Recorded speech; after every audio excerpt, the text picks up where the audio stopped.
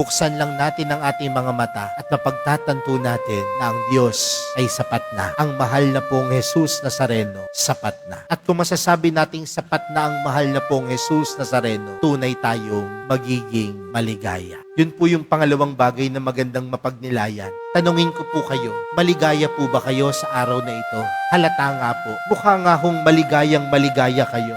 Maligaya po ba kayo sa araw na ito? Maligaya ba kayo na kayo ay nagsisimba sa mga oras na ito? Maligaya ba kayo na humihinga pa kayo sa mga oras na ito? Maligaya pa ba kayo dahil meron kang katabing kagaya ng katabi mo? Parang ayaw nyo na nun. Pero mga kapatid, ang tunay na pagiging kontento hindi nagdudulot sa atin ng pagiging reklamador. Ngunit ang pagiging tunay na pagiging kontento nagdudulot sa atin ng tunay na kaligayahan. At ang kaligayahan na ito nagmumula lang kung tunay nating masasabi sa ating mga sarili, ang mahal na pong Jesus Nazareno, sapat na dahil siya'y nagkakaloob sa atin ng pagpapala at biyaya.